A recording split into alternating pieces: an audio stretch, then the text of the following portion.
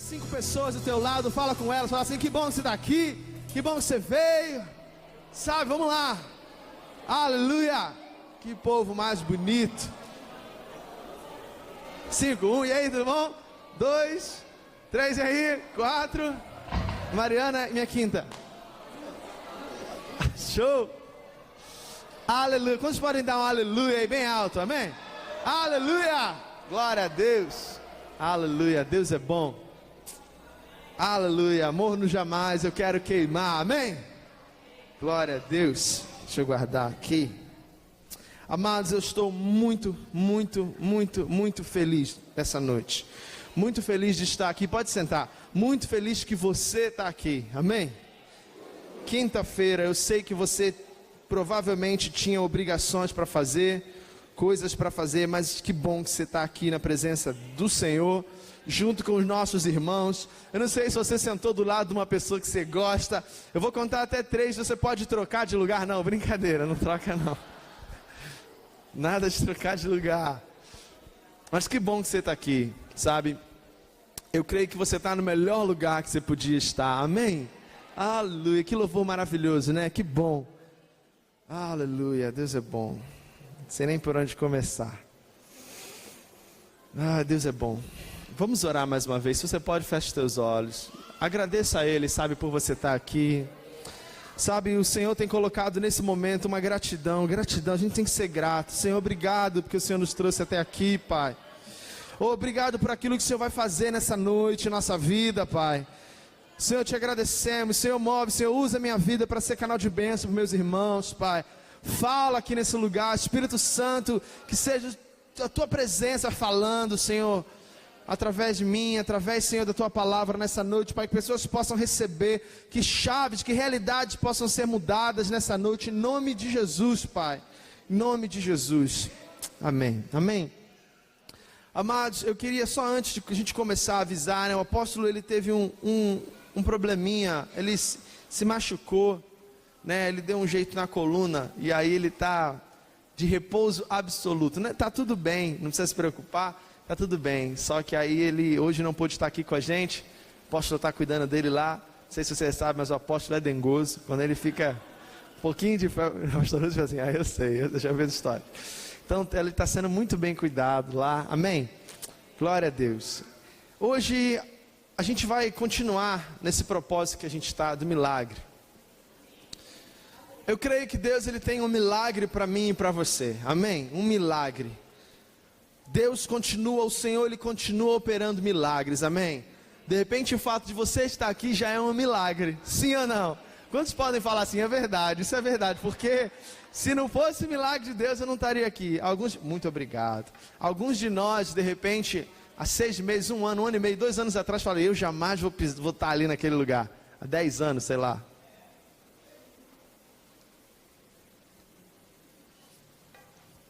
Mas eu sei de uma coisa, em algum momento, a presença, a palavra, a verdade do Senhor te encontrou e hoje você está aqui, amém? Mas existem ainda coisas em nossa vida que a gente precisa de milagre, né? Precisa de uma mudança, precisa de um aperto, e hoje, esse é o nosso tema de hoje, o processo até o milagre. Fala comigo, o processo até o milagre. Eu tenho falado muito sobre processo, e na verdade, eu acho que eu posso de repente daqui a, sei lá, 50 anos, eu tenho 31, eu vou estar com 81 anos, e eu posso continuar falando do processo, e não vai ser uma coisa ultrapassada, porque todos nós estamos num processo. Na verdade, a nossa vida, ela tem começo, meio, processo, até chegar ao fim, né? É um processo, a gente está num processo. E a gente já tem falado sobre isso, entre quem você é hoje e quem você vai ser daqui a uns anos, existe um processo, amém? Eu queria que você abrisse a sua Bíblia, por gentileza, em Marcos 10. A gente vai ler Marcos 10, do 46 ao 52. Fala uma história muito conhecida, você provavelmente já conhece ela. E hoje a gente vai falar um pouco sobre isso.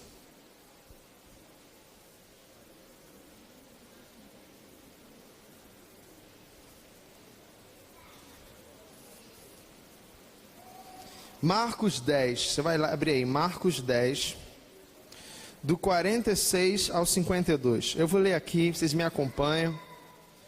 Diz assim: depois chegaram a Jericó, e ao sair ele de Jericó com seus discípulos, uma grande multidão estava sentado junto do caminho.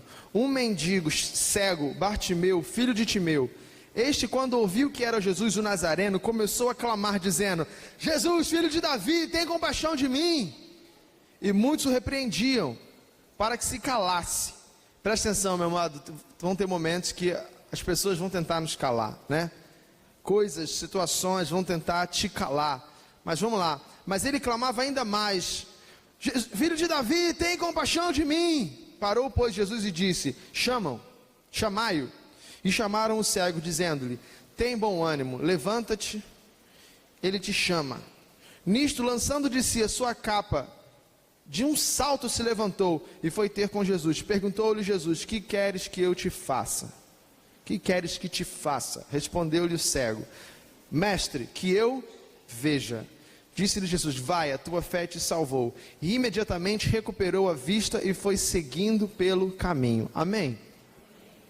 Entre a inércia, entre Bartimeu estar na situação dele, parado, entre Bartimeu estar naquela situação de mendigo, a sua realidade, e entre o que aconteceu no final, quando ele saiu caminhando, vendo, curado, teve um processo aí.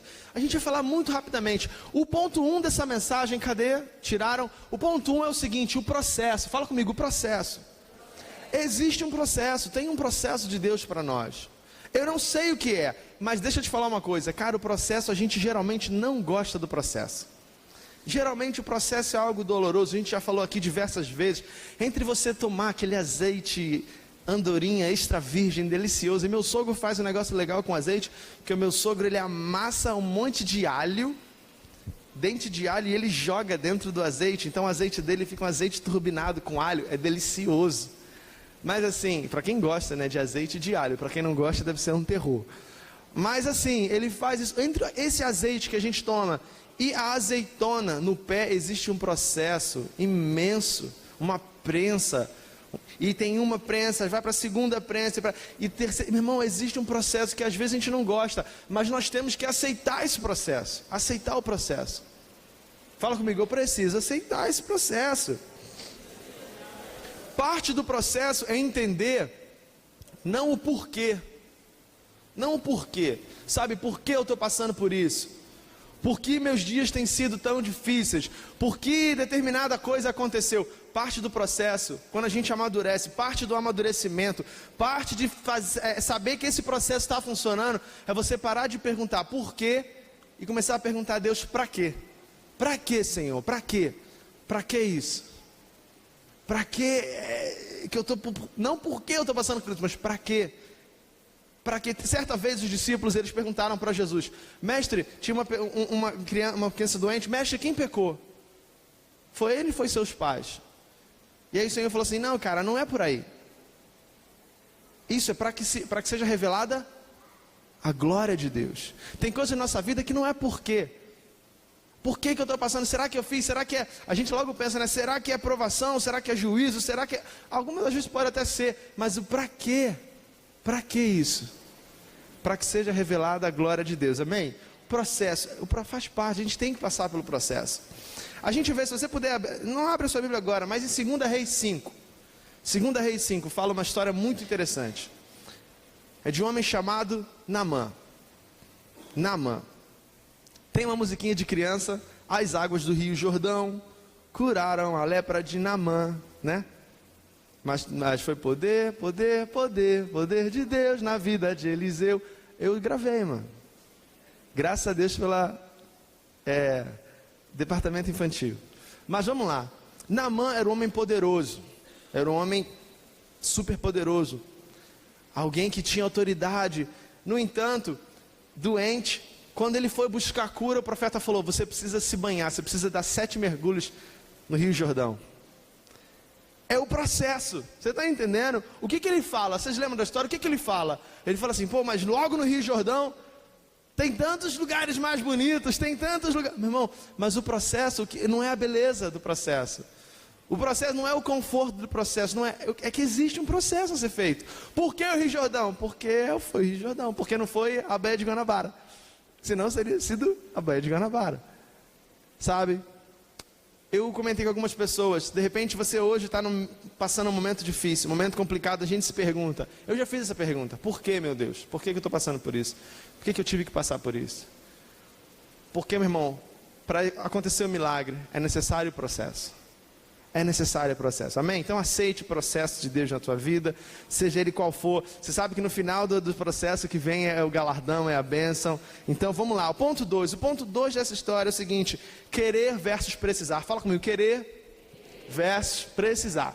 Querer e precisar. Entenda uma coisa, querer e precisar são duas coisas diferentes. Sim ou não? Muito diferente. Muito diferente. Tem coisas que você quer e tem coisas que você precisa. Você precisa de uma roupa, sim ou não? Sim ou não, galera? Sim ou não? Sim.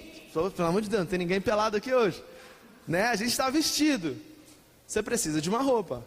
Agora, de repente, aquela roupa que você está almejando, você não precisa. De repente, você está querendo aquela roupa.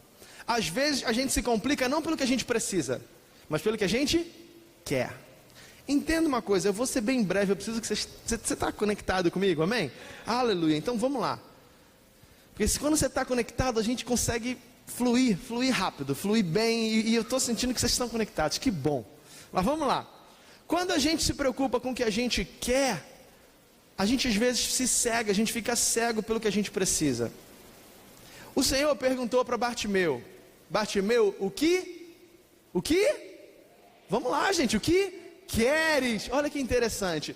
Deus, Ele sabe do que você precisa, mas Ele está preocupado com o que você quer. Deus, Ele é tão amoroso com você, Ele sabe do que você precisa. Ele sabe de tudo o que você precisa, Ele sabe, Ele conhece as tuas necessidades. Gente, a palavra diz que até os fios de cabelo da nossa cabeça são contados. Olha que cuidado, olha que zelo, olha que soberania.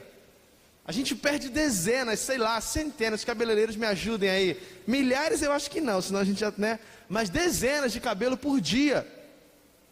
Deus, Ele sabe o que você precisa, mas Ele está preocupado com o que você quer. Aprenda isso, sabe? De repente, se fosse com você, de repente, se você ouvisse que Jesus está passando por aqui, e Ele, em nome de Jesus, está, amém?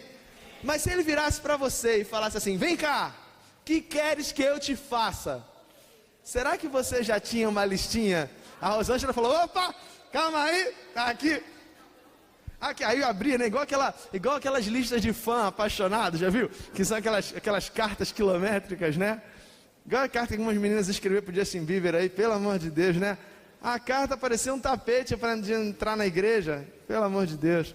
Mas será que se hoje o Senhor te perguntasse, fala: Mariana, o que você quer que eu faça?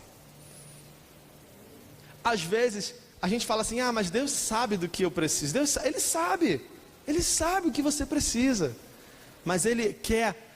Quando a gente entende isso, pessoal, quando a gente entende isso, a gente abre muitas portas na nossa vida. O Senhor, Ele nos conhece, mas Ele precisa, Ele quer, Ele deseja uma manifestação nossa. Você está entendendo? Ele quer, ele gosta de quando você se manifesta e fala: mestre, eu quero. Esse homem tinha a resposta na ponta da língua. Perguntou: o que tu quer que eu te faça? Ele falou: eu quero ver. Eu quero ver. Olha só como foi simples, né? Foi simples. Mestre, eu quero ver. Não foi uma coisa complicada, sabe? Mestre, é porque eu tive um problema quando... Não, Deus conhece tudo isso, Deus já sabe. Mestre, eu quero ver. E aí olha o que Deus fala. Deus fala o seguinte: vai, a tua fé te salvou. De que aquele homem precisava? De que aquele homem precisava? Salvação. Aquele homem precisava de salvação, mas ele queria ver. E Deus deu para ele tanto a salvação quanto a sua visão. Você está entendendo o que eu estou falando? Deus, Ele sabe o que você precisa.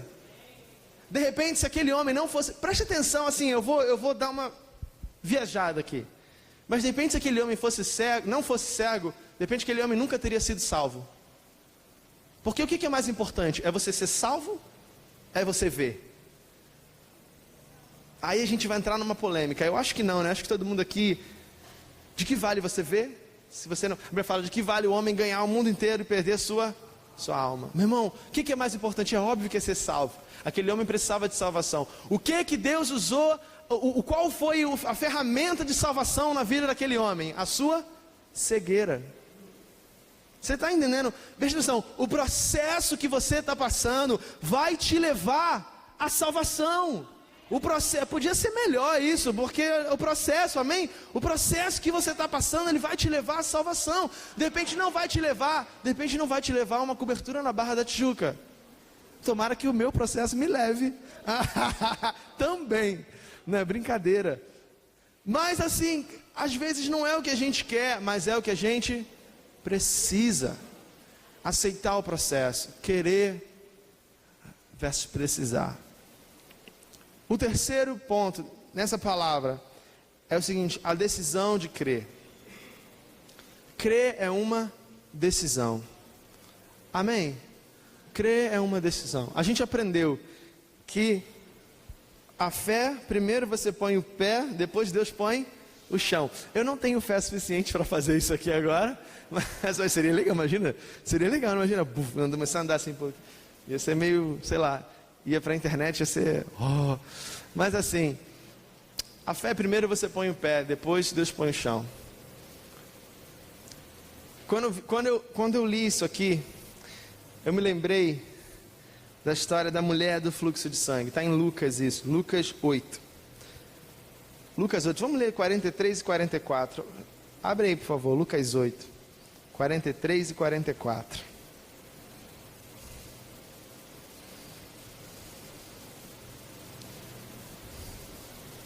Lucas 8, 43 e 44.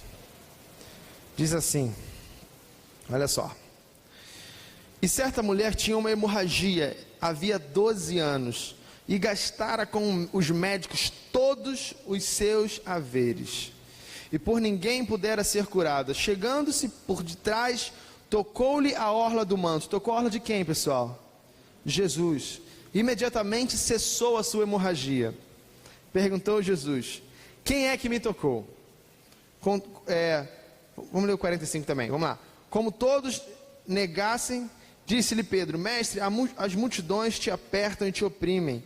Mas disse Jesus: alguém me tocou, pois percebi que de mim saiu poder, em alguns lugares virtude, né? Pessoal, hoje fica fácil. Hoje, de repente, é fácil a gente crer que Deus é poderoso para curar. Porque a gente acabou de ver um testemunho de uma mulher que estava doente há 12 anos. E ela gastou todo o seu dinheiro, gastou tudo que tinha, não foi curada, não conseguiu a cura. E aí no seu coração ela creu, ela acreditou.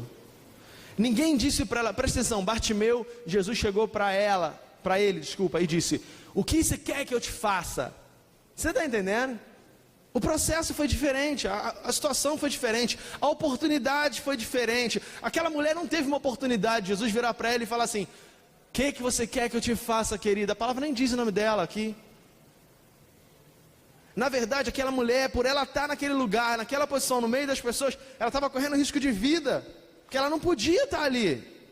Ela devia estar excluída em algum lugar. E muitas das vezes as pessoas, o que a situação, ela nos obriga a fazer isso, a ficar num cantinho, sabe? Aceita a tua situação, se coloca na tua situação, sabe? Você já tentou de várias formas, não aconteceu, não vai acontecer. Você já gastou tuas forças, já gastou teu dinheiro, você já gastou teu tempo.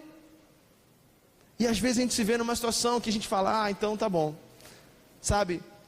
Mas quando a gente se conforma, o conformismo, ele não traz milagre.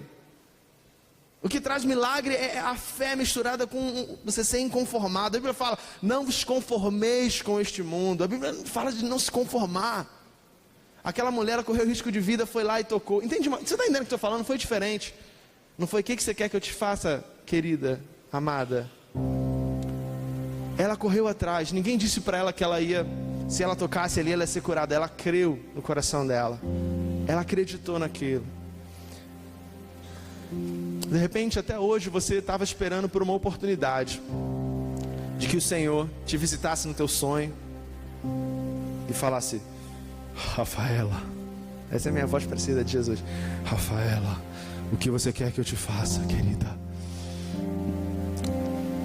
De repente você pode ficar a tua vida toda esperando por isso, e pode ser que isso nunca aconteça. Aquela mulher, ela creu no coração dela, ela acreditou. E de repente você me pergunta: pô, mas é difícil acreditar. Claro que é difícil acreditar, porque a fé é isso. Tem gente que fala, já falei isso aqui também, a fé, né, a descrição de fé é o firme fundamento daquilo que você não vê, mas que você acredita que vai acontecer. É a fé. Mas a fé, junto com a fé, sempre vem a incerteza. Até a fé ser provada, até a fé entrar em ação, até acontecer esse momento de... meu irmão, existe uma incerteza. Você não sabe o que vai acontecer. Se você estivesse certo, muitas das vezes a gente não precisa de fé. Tem gente que quer viver no certo. Tem gente que quer viver no tudo resolvido. Não, eu vou escolher esse emprego porque aí está certo. Eu vou escolher esse relacionamento porque aí está certo. Não, eu vou naquele lugar porque é tudo certo, meu irmão. Mas tem de momento, mais cedo ou mais tarde, você vai se ver num momento onde essa tua certeza toda, ela vai ficar esquisito. E aí muitas das vezes a gente tem que ativar a nossa fé.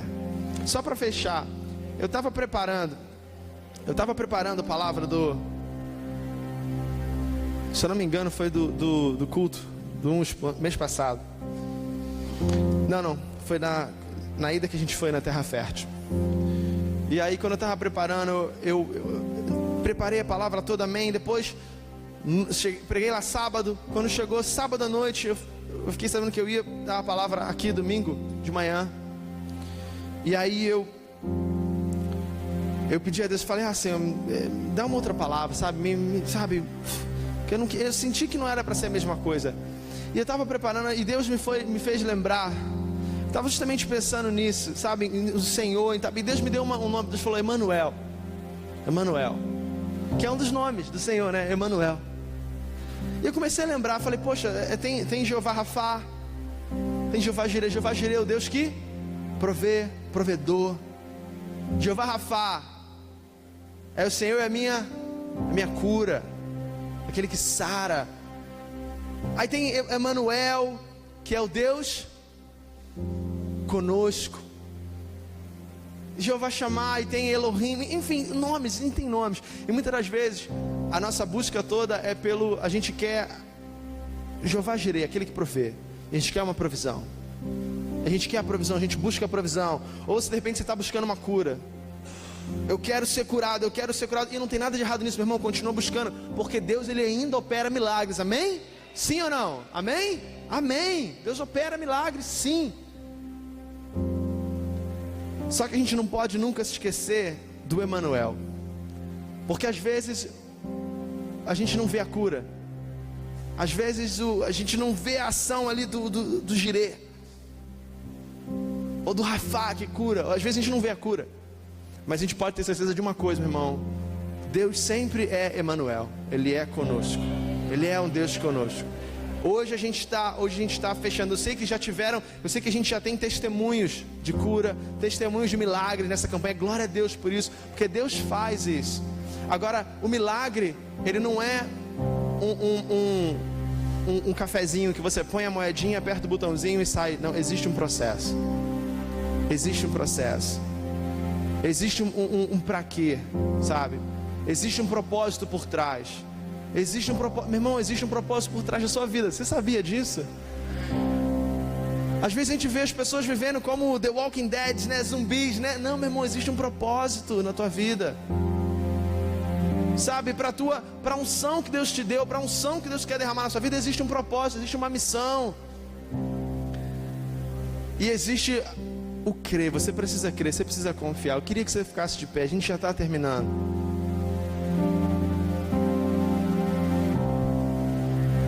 Daqui a pouco a gente vai estar aqui na frente, a gente vai orar. A gente vai orar pela sua vida, mas eu queria que agora você tirasse 2 minutinhos e você perguntasse: será que você já se perguntou a Deus: Senhor, para que isso? Porque a gente pode, meu irmão, a gente pode viver uma vida inteira, isso me assusta. Eu disse aqui domingo, me assusta a gente poder entrar e sair da presença de Deus e sair, e tá ali, tá aqui dentro, tá lá fora e tal, e nada acontecer. Me assusta também, irmão, o fato da gente poder viver uma vida toda buscando algo que não é o que Deus quer para nós. Me assusta, me assusta.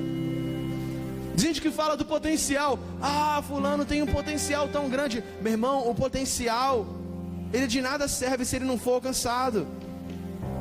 Você já parou para se perguntar o para quê, Senhor, para quê? Qual o propósito que Deus tem na minha vida? Senhor, a Bíblia fala que aquele que é Deus é poderoso para fazer infinitamente mais. A Bíblia fala que Deus é o nosso Pai. A Bíblia fala que nós que somos pais sabemos dar boas coisas aos filhos. Você acha que Deus não quer te dar boas coisas? Você acha que Deus não tem prazer em te agradar, meu irmão? Deus, ele tem prazer em te agradar, mas a gente precisa entender o para quê. Senhor, para que isso? Para quê? Porque Deus, da mesma forma, ele quer nos agradar, mas Deus, ele não é um pai que tem filhos mimados, sabe? Ele não é um pai que tem filhos. Ele não é um pai irresponsável. Não, meu irmão. Deus, ele é o nosso pai. Ele é o pai que educa. Ele é o pai que ama. Porque às vezes, meu irmão, aquilo que a gente quer, você pode querer muito uma coisa, meu irmão, mas aquilo de repente pode daqui a pouco ser a tua ruína. A tua ruína. Lidando com jovens e lidando com assim, enfim, adolescentes e jovens, a gente vê isso. Às vezes quer tanto uma coisa que lá na frente vai ser a própria ruína. Adultos também é assim, né? Adultos também passa por isso. Mas, irmão, Deus, ele quer te agradar, mas Deus sabe o que você precisa. Quando você saiu de casa, quando você se preparou para vir para cá, o Senhor já tinha preparado algo para você. Sabe, eu não tenho como dizer o que é, mas o Senhor, ele sabe. Eu queria que você fechasse teus olhos. Eu queria que você levantasse uma oração ao Senhor, dizendo: Senhor, para que, Deus? Qual é o teu propósito? Para quê? Porque Deus, ele é bom. A bondade dele é eterna. Não há nada que a gente possa fazer, meu irmão, para que Deus nos ame mais ou menos. Senhor, a Bíblia fala, João 3,16, porque Deus amou, está acabado. Mas existe um processo. E nós precisamos confiar. Fecha teus olhos, vamos orar. Senhor, em nome de Jesus, Pai. Levanta a tua voz, meu irmão, levanta a tua voz. Eu não quero fazer uma oração para você, eu quero que você fale. Você sabe que você precisa, você sabe que você está buscando, você sabe o que você está querendo. Levanta a tua voz e fala com o Senhor. Não fala como se ele estivesse distante, fala como se ele estivesse pertinho de você. Sabe, fala como se ele tivesse dito para você hoje: o que você quer que eu te faça?